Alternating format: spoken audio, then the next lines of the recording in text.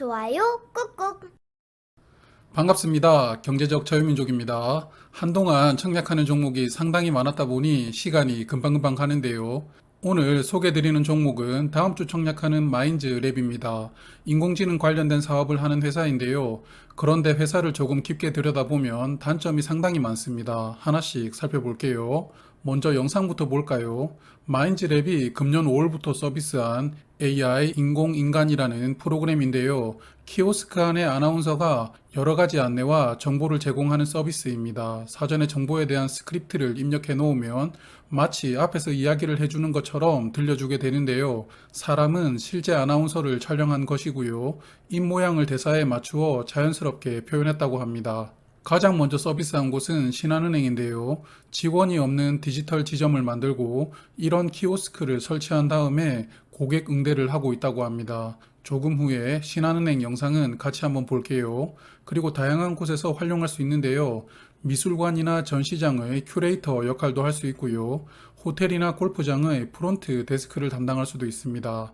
그리고 쇼핑몰이나 백화점에서 시설을 안내해주고 상품 정보를 찾아볼 수도 있고요. 이렇게 다양한 분야에서 활용할 수 있는 레퍼런스를 미리 만들어 두고 구매를 원하는 고객사의 정보 데이터를 받아서 입력한 다음에 원하는 장소에 설치하는 서비스입니다. 그럼 신한은행 사례를 영상으로 짧게 볼게요. 안녕하십니까 고객님, 반갑습니다. 신한은행입니다. 원하시는 서비스를 누르시거나 말씀해 주시면 창구 안내를 도와드리겠습니다. 예금 업무를 보러 오셨군요. 예금 업무에 대해 앞서 대기 고객님이 3분 있습니다. 옆에 발행된 순번표를 가지고 자리에 잠시만 앉아 계시면 곧 업무를 도와드리겠습니다. 잘 보셨나요? 이렇게 간단한 은행 업무를 이 키오스크가 대신해주는 역할을 합니다. 현재 다른 은행도 도입하는 것을 두고 검토를 하고 있다고 하는데요. 그리고 기존 사업을 보면 AICC라는 서비스가 매출의 약 60%를 차지하고 있고요. 이 외에도 다른 서비스가 있는 것 같은데 하나씩 보겠습니다. 주력 서비스인 AICC는 인공지능 콜센터인데요. 현재 보험사나 카드사 등의 콜센터에서 마인즈랩 솔루션을 사용하고 있다고 합니다. 가장 핵심은 간단한 정보 제공이나 상담을 보이스봇이 수행하는 것인데요. 마인즈랩은 모르겠는데 제가 이 통사는 KT를 사용하고 있습니다. KT114에 전화를 해보면 상담원이 연결되기 전의 대부분의 서비스는 이제 보이스봇이 담당하는 것 같더라고요. 아마 그런 느낌의 서비스라고 생각되었습니다. 콜센터 업무는 일종의 고객 CS 차원에서 사람이 수행하고 있었지만 점점 인공지능을 도입하는 비중이 크게 높아지고 있습니다. 가끔 이상한 고객 때문에 스트레스도 많이 받는 직업인데요. 그렇다 보니 AI로 응대할 수 있는 분야는 기업에서 적극적으로 도입을 검토하는 것 같았습니다. 그리고 스마트 팩토리 그리고 스마트 시티의 핵심인 인공지능 영상 관제 솔루션도 있는데요. CCTV를 통해 사람이나 차량을 감지해서 위험 상황인지를 인공지능 기반으로 분석을 한 다음 담당자에게 빠르게 알려주는 그런 서비스라고 합니다. 점점 관리 영역에서도 사람 수를 축소해 나가려면 결국은 소수의 사람이 모든 상황을 통제할 수 있어야 되는데요. 그렇기 때문에 이런 인공지능 영상 관제 시장은 갈수록 커진다고 생각하고 있습니다. 그리고 회의를 녹음해서 자동으로 텍스트로 변환해주는 솔루션이 있는데요. 제가 회사 생활할 때 막내들은 회의록을 정말 열심히 써야 했었는데요. 그래서 막내일 때는 회의가 참 싫었는데요. 막내를 편하게 만들어주는 솔루션이라고 생각이 되었습니다. 이외에 클라우드 서비스도 하고 있습니다. 그래서 마인즈랩의 사업을 들여다보면 인공지능 기반으로 다양한 분야에서 조금씩 레퍼런스를 만들면서 키워나가고 있는 단계라고 보입니다. 이번 공모자금도 기존 사업의 고도화에 사용되는데요.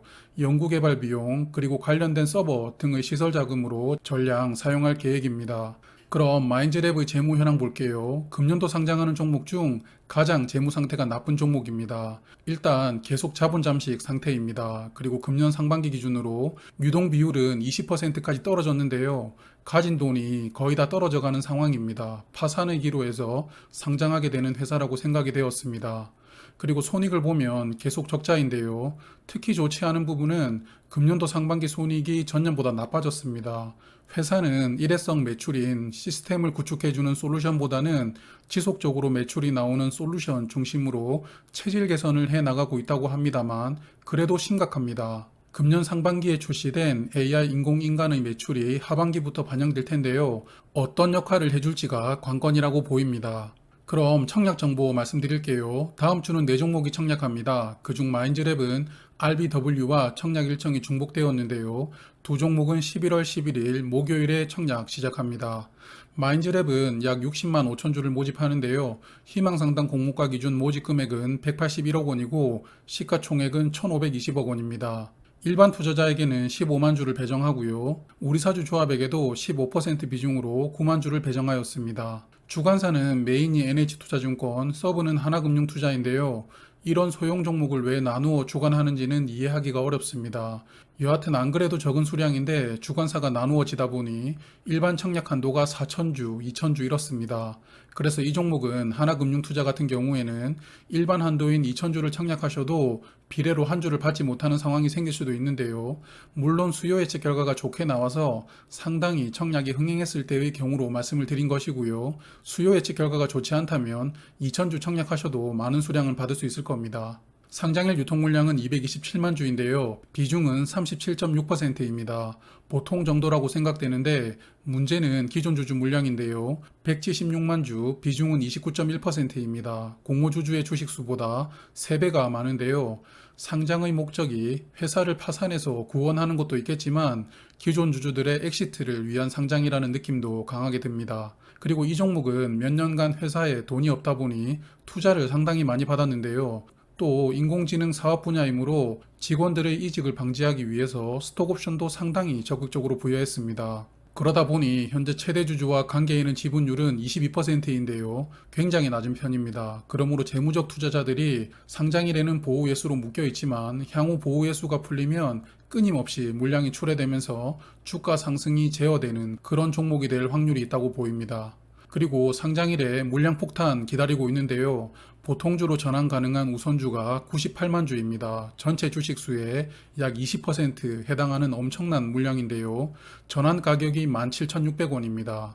공모가가 상단으로 정해진다면 30% 저렴한 가격이거든요. 상장일부터 대거 매도가 나올 확률이 높다고 보이고요. 그리고 이 98만 주 안에는 주관사인 하나금융투자도 약 11만 3천 주 보유하고 있습니다. 제가 계속 말씀은 드리고 있는데 단점들이 너무 많이 보이네요. 그리고 스톡옵션 미행사 물량도 있습니다만 그래도 이 물량은 6만 5천 주 밖에 되질 않습니다. 비중으로 1.3%인데요. 98만 주의 우선주를 보니까 스톡옵션 6만 5천 주는 아무것도 아닌 것 같은 느낌이 듭니다.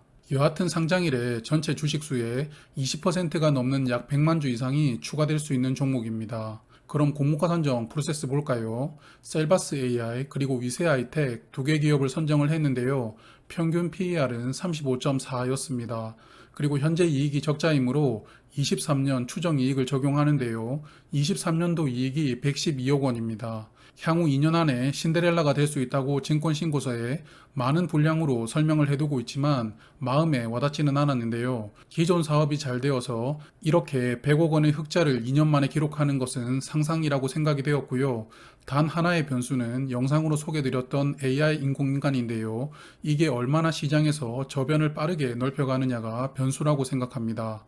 여하튼 주당 평가가액으로는 38,700원을 도출하였고요. 여기에 할인율 22.5%를 부여하면서 희망상당 공모가로 3만원 책정합니다. 공모가 선정 프로세스도 문제가 있어 보입니다. 그리고 AI는 4차 산업혁명의 핵심 중 하나가 된다는 것은 누구나 알고 있기 때문에 구글이나 마이크로소프트 등의 글로벌 기업들 뿐만 아니라 국내의 네이버, SK텔레콤, 카카오 등의 대기업들도 많은 자금과 풍부한 인력을 현재 집중 투입하고 있습니다. 마인즈랩이 이들과 직접 경쟁하는 것은 쉽지 않겠다라는 생각이 들었고요.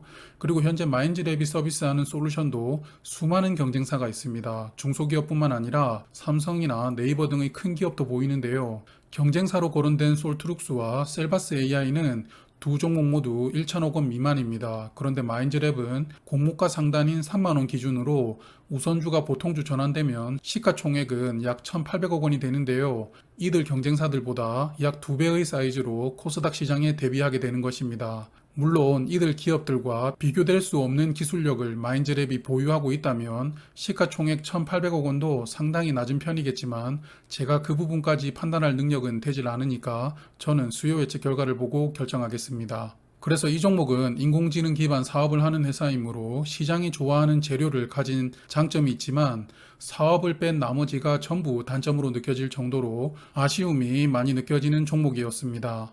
이제 2주차 청약 종목 중 3종목 소개드렸는데요. 1주차 종목들과 차이가 많이 느껴지시죠? 1주차 종목과 2주차 종목을 적절히 섞었다면 금상첨화 아니었을까라는 생각이 듭니다. 이제 2주차는 마지막 한 종목 RBW 남았는데요. 이 종목도 제가 먼저 간단하게 파악을 해보고 말씀드릴게요. 그럼 다음 영상에서 또 뵙겠습니다. 고맙습니다. 주말 즐겁고 행복하게 보내세요.